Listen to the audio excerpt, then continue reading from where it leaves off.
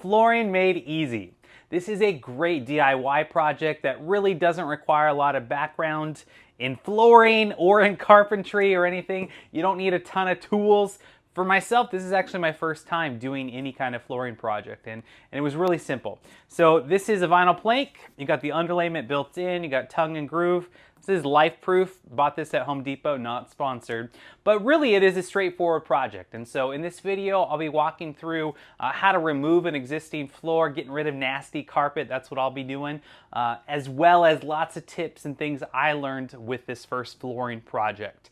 Feel free to use those timestamps to skip around if you don't have carpet or if you're looking for something in particular. But lots of goodies in here, so check it out, DIY floor with some vinyl plank. So to start off, just want to take a look at some of the tools that I used on this project. Just basic tools. You don't have to have power tools to do these floors.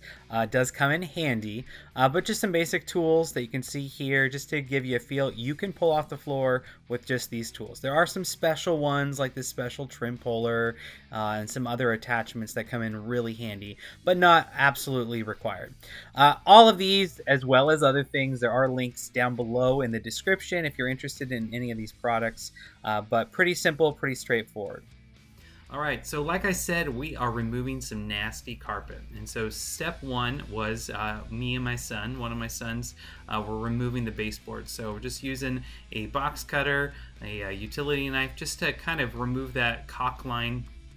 And then they've got the trim puller. So this is this cool little gadget, a trim puller. You don't need one of these. You could just use a pry bar or a crowbar. Just that might damage your trim, might damage your wall. So it's an option. So we sprung for this cool little device and it worked great. And my son had a lot of fun with it, worked really well. It was just a great way to get the kids involved. So this is a project that you could definitely have your kids involved with, and it's not too dangerous as far as tools and whatnot. And my kids popped in for different parts throughout the process. But anyway, you just kind of go ahead and pull off the trim. If you want to save it, great.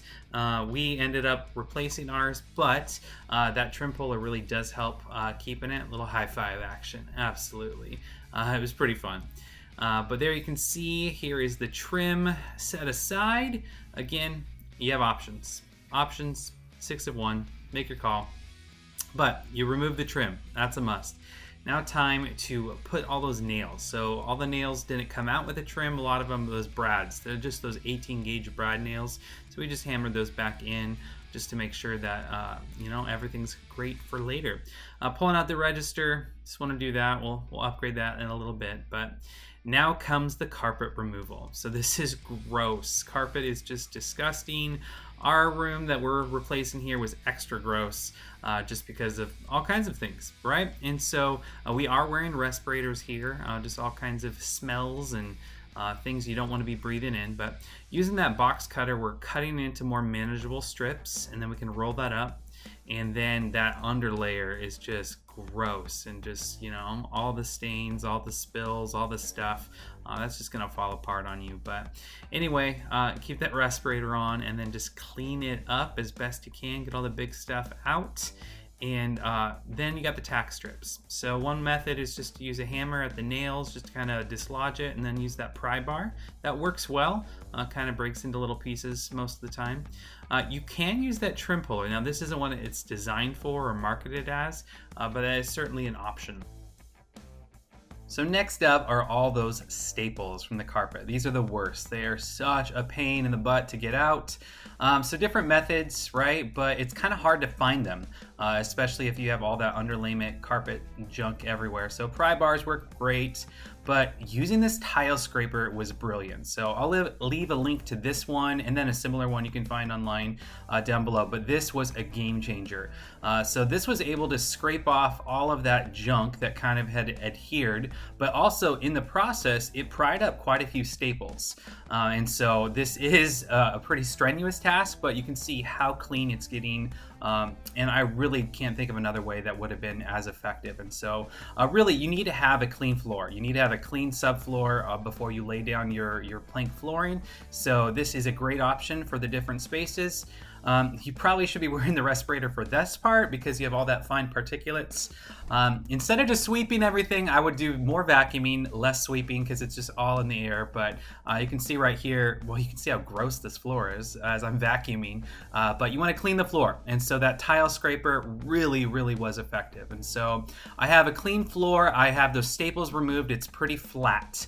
And so for me, I absolutely needed to treat the floor. And we'll get there in a second, but I figured before I paint my floor, I'm gonna paint my walls. So if you don't care about this part, just skip ahead. It's just real quick, you know, nothing as satisfying as a quick little paint job. So just a quick little cutting in, painting the top. This is actually a dark navy. It's a dark blue, although it totally looks black. However, I have an upcoming video on wainscoting and talking about beadboard and other things, so you can see how the bottom half, nothing's been done to it. So stay tuned for that in the future. But anyway, this is a great time if you're going to paint your walls. If you plan to paint your walls, paint it before you lay down your flooring so you don't have to have drop cloths and that kind of stuff. So great option for sure.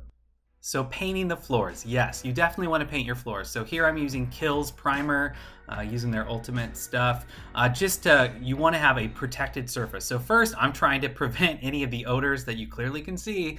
They are coming through. Obviously, the stain blocking doesn't matter as much because it's going to be covered with the floor, with the new flooring. However, if for some reason, right, there's future damage, this is a waterproof plank and there shouldn't be anything down below, but you do want to protect your subfloor from future stuff. So this is just a good practice, right? Do it right, but it kind of revealed how gross and nasty this floor was.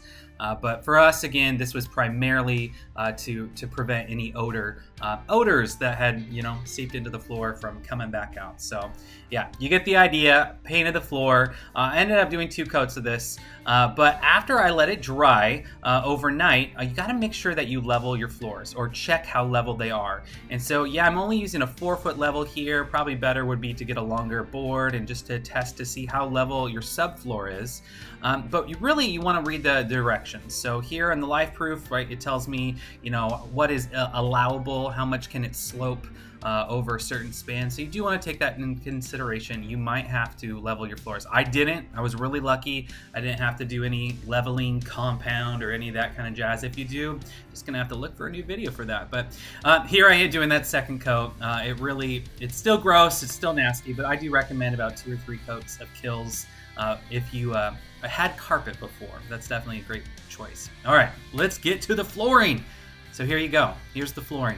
So a lot of times people will separate the different patterns out and you'll lay them out to see the different kinds of patterns and how, just the variation because you don't want to repeat the patterns. I started this way, but I ended up just kind of eyeballing it throughout the process, but you could definitely do that. For a starting point, I'm marking off the corners, the long wall. I'm marking off just about 2 inches in on either side in a nice little square corner. And then I'm going to use a chalk line. All right, so this is just a chalk line, really inexpensive, and it's just a way to lay down a quick line because you want to see how out of alignment your walls are, right? You would assume that your walls are square and all of that, but more often than not, they're not. And so here I'm just stretching that chalk line to that screw I screwed down and just gonna go ahead and measure. So I'm taking the tape measure and I'm just seeing about how far, do I have uniform spacing, how off am I gonna be? I was actually fortunate, but that's just something to know what you're gonna be dealing with. Okay, as far as spacing blocks, I'm going to talk about this a lot because this is really crucial. I had seen in some videos people using the flooring itself to put up as a spacing block. It actually does not work. So I started this way, spoiler alert, it doesn't work. But you're going to have some kind of spacing block. I have a great option, so stay tuned for that. But then you do want to measure the width of your room. So get some measurements down, kind of have those numbers to work with, and then just a little bit of math. Just a little bit of math. Here we go. All right, so I just measured the width of my room, and it's 137 inches. Now I take my plank, right, one of these, and you measure the finished face. So from here to here, from my plank, that's 8 5/8. So I'm going to divide that by 8 5/8. If you aren't so great with fractions, that's the numerator, that's the denominator. You just do 5 divided by 8 on a calculator, whatever your fraction is, and that'll give you a decimal. So then you can divide. So for my board at 8 5/8, 5 divided by 8 is 0.625.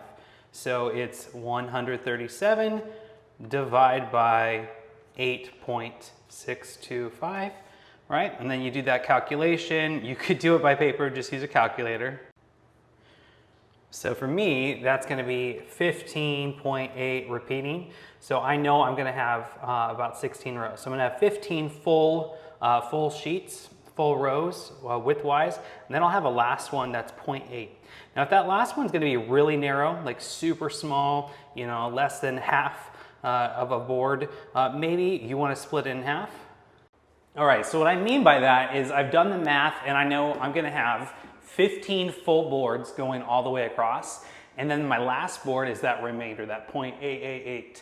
Because that means the last board is more than half the board, right? That's a larger piece. But if I did my division, whatever your room is, and if you divided it, and let's say it was like 15.234, or it was a smaller number, that means your last piece is gonna be a really thin strip. There's a lot of reasons why you wanna avoid that. If that were the case, you would just have to figure out the calculation to take one board, make a little bit smaller to account for it. For me, I don't need to do that because my last board is still gonna be wider than half. Also, my first run, I'm running into this register right here, and I don't really want to do 2 cuts on 2 different boards, so I'll just do the one. But just account for it so you don't have 2 thin strips. You could just skip that altogether and just deal with it later, but typically you want to avoid that. So a little bit of math, just a little bit. So for all you visual learners, another method I've seen is you still take your measurement, right? So for this space, it's 137 inches across, and then divide that by half to find your center point, and then pull out the chalk line again, right? Super cheap, easy, kind of fun. Throw your chalk line down to just kind of see where center is, and then put together some panels. They're floating, you can lock them together and unlock pretty easily, and then kind of space it out to see, oh, I got 7 here, I got 7 here, and then kind of figure out the space. So if you need to kind of get an idea before you fully commit, that's an option as well. Again, these are floating floors, so you could move them, but once you start building out, it does get pretty heavy and it'll be a little bit harder to finagle around, but options. So what's great about these planks is the underlayment is built in. So you already have that vapor barrier, it's already there, so you don't have to mess with a whole other thing that has all the other, you know, headaches. So that's great. As to the plank itself, right, it's tongue and groove. It's pretty straightforward. Again, check out those directions, but you do always want to keep in mind the orientation of where your boards are going as you're laying it down. But this just gives you a feel for what the planks look like. All right, so you can see here with this first row, we start from the left to the right. So typically you want to go, this wall is about 11 and a half feet, and then this wall is 17 feet long. So you want to start with your longest row, working left to right. So where those tongues and the grooves are that we showed earlier, right, facing the right direction. Also, again, you want to go off of the directions, you know, of whatever product you're using, but in general, this is what you want to account for.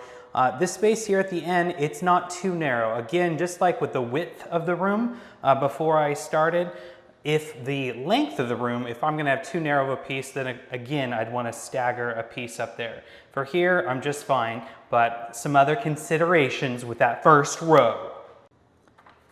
And of course, there are these things called directions.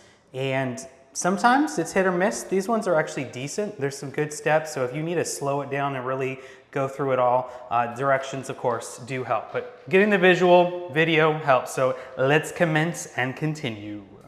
So inevitably, you're going to have some kind of register or vent that you have to deal with.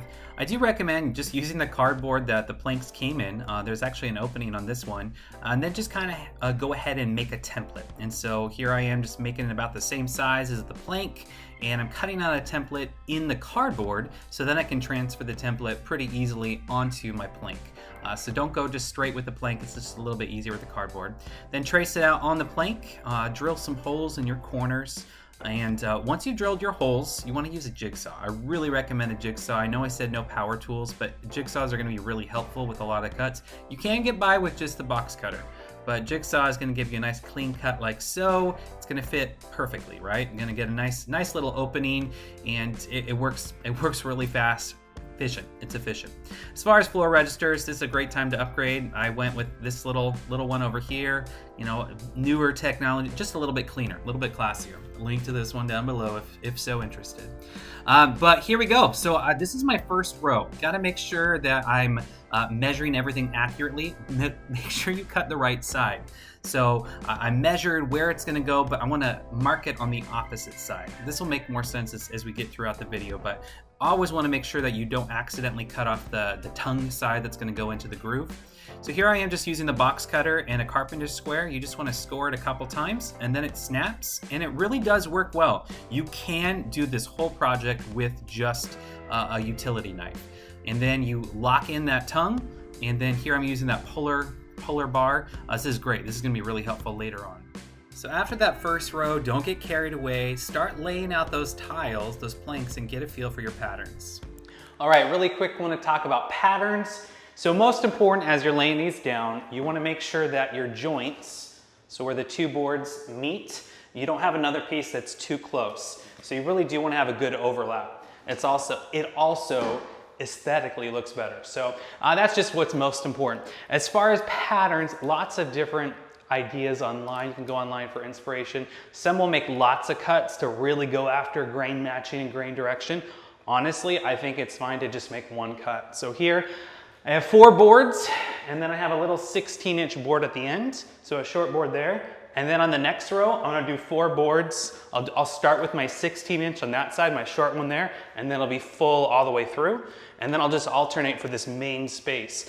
I laid out all the sheets, kind of got a feel. I got good spacing for my joints, and I think it works great. So that's what I'm gonna do in this video, but again, plenty of options. As far as cuts, box knife, carpenter square, works great. Score it, score it, score it, snap it. It's not always the cleanest cut, but it works. There are actual, plank cutters. You could use a miter saw. You could use a circular saw. You could use a jigsaw. I'm gonna use the table saw just for repeatability, works for me. But just make your cuts. So I'm gonna go ahead and make those cuts, and then we'll lay down the rest of the flooring. So here I am at the table saw, just going ahead and make those cuts. Again, measure, measure, measure. Make sure you know which side you're cutting. Table saw really just, again, it works well for me, but do whatever option you want. Mark off which side. Don't go crazy making all the cuts. But while I'm here doing these first cuts, I want to make my own tapping blocks. So just take some scrap pieces of plank. You're going to have plenty of scrap. And then I'm cutting off just some small, 2 inches by 4 inches by 6 inches, little tapping blocks. So instead of buying the tapping blocks, you can make your own. So see how I have the tongue? It will fit in. And these work great. So I made a couple of these here. You can see I just made 2. Probably used about 3 or 4 for the full project, but DIY tapping blocks are the way to go.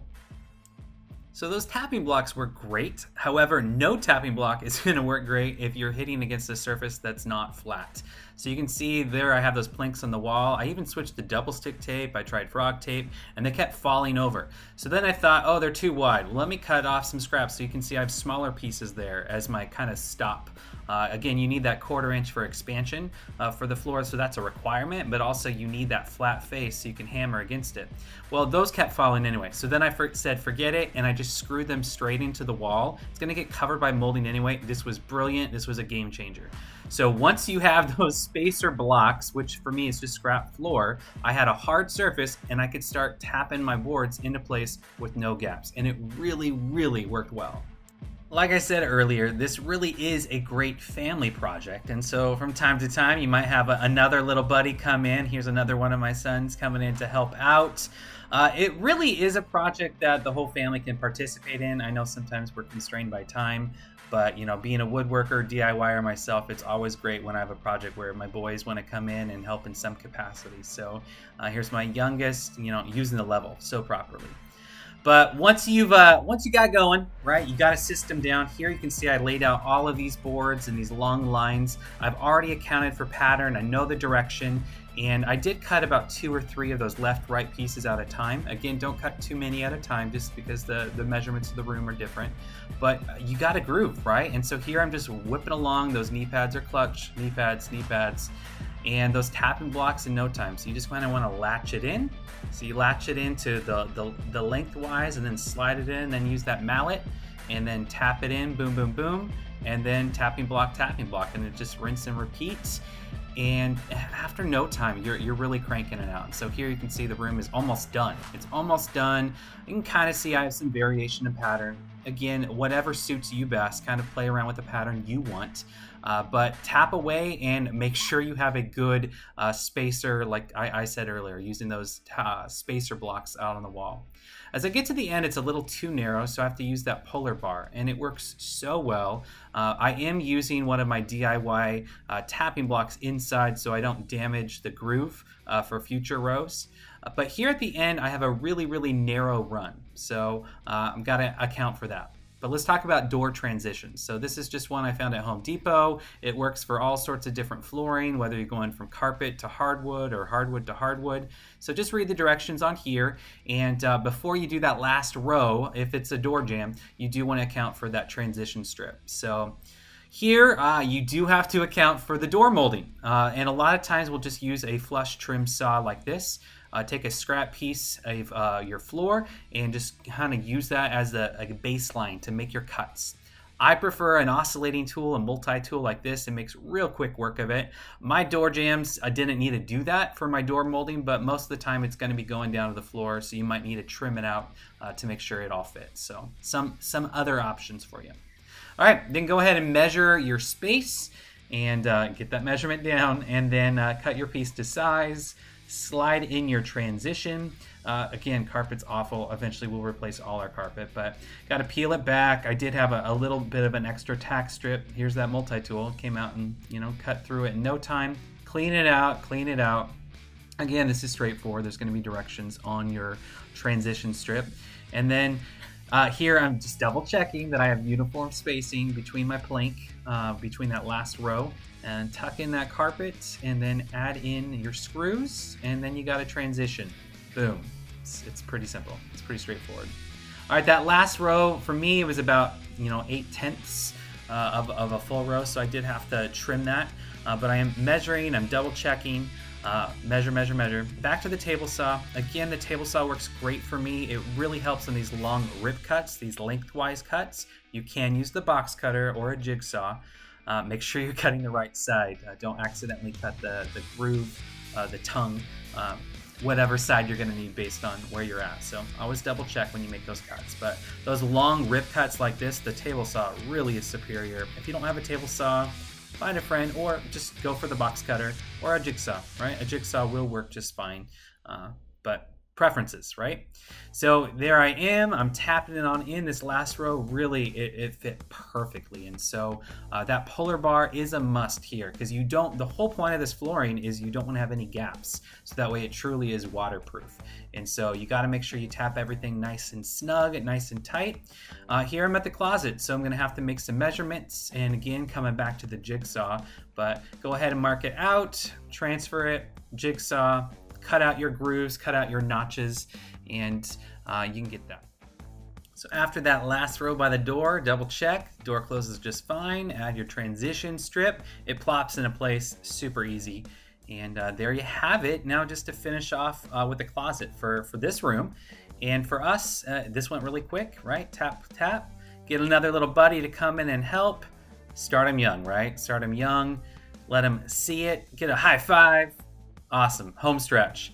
And then for this space, I continue the joints the same way I did before. Again, whatever pattern works for you, you rock it that way. But puller bar, the end. It all fits. And mallet toss, boom, we done. So that is it. That's really all there is to laying the floor. It is super straightforward. It is definitely DIY-able. Again, you do whatever pattern you want, but here you can see we didn't have any gaps, right? So make sure that you use all those tips and tricks, and your floor will look amazing. Really, this is totally doable. There you have it. Vinyl plank flooring made easy. Pretty easy project. But wait, your room's not done. The project's not done. So obviously my walls, you can see, they need some love. So I do have an upcoming video coming with baseboards, trim, some DIY trim, some other options for trim, as well as wainscoting, some bead board, some other options, board and batten, just to bring it up a little bit higher to clean up the mess for my space especially, but just some tips that might be helpful to you. So to see me actually laying the trim and finishing this room, stay tuned for an upcoming video. If you feel like it, consider subscribing, notifications, all that jazz to see more. If you have some tips that I missed out on, some other things that, you know, you're like, hey, this is a really great tip, feel free to leave a comment down below to let us know, let other people know. I do plan on doing more rooms like this. I feel comfortable and confident in doing this in future projects. It's just a little hard on the knees and the back, but totally doable, great product. So thank you for watching. Hopefully it inspires you, makes you feel a little bit more confident. Or maybe it just convinced you you're gonna hire this out, but totally, you can do this. This is definitely a DIY-able project. All right, thanks for watching. We'll see you next time.